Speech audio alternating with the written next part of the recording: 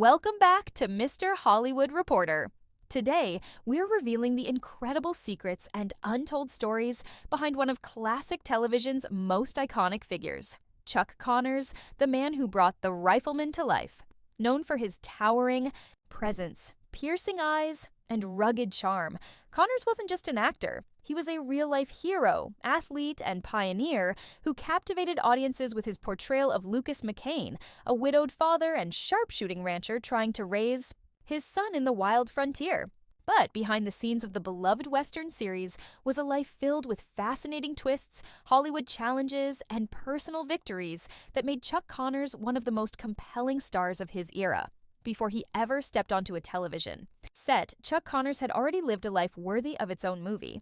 Born Kevin Joseph Aloysius Connors in Brooklyn, New York, he was a natural athlete and eventually made history by playing not one, but two professional sports, baseball and basketball. He played with the Brooklyn Dodgers and the Chicago Cubs in MLB and also became one of the first players to ever sign with the Boston Celtics in the NBA.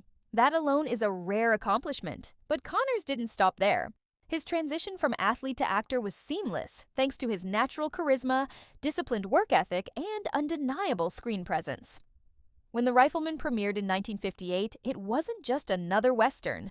The show broke ground for its time by focusing on the father-son relationship between Lucas and Mark McCain, played by young actor Johnny Crawford. Chuck's portrayal of a strong yet emotionally complex father figure resonated deeply with audiences. He wasn't just the fastest gun in the West, he was a widower trying to teach his son right from wrong in a world where violence and virtue often clashed. That moral depth, combined with thrilling action, made the show a standout, and Connors became a household name. What many fans didn't know was how involved Connors was in shaping the show's tone and character development. He insisted on the emotional authenticity of Lucas McCain, bringing his own experiences and values to the role. Off-screen, Chuck Connors was just as captivating. Known for his kindness, wit, and unwavering support for the U.S. military and charitable causes, Connors frequently visited troops overseas and supported veteran organizations. He was also good friends with many political and Hollywood figures, including President Richard Nixon and even Soviet leader Leonid Brezhnev, who was such a fan of the Rifleman that he invited Connors to Moscow, a rare and surreal moment in Cold War history. Despite his fame, Connors lived a relatively private life, keeping his personal struggles, relationships, and family matters out of the public eye.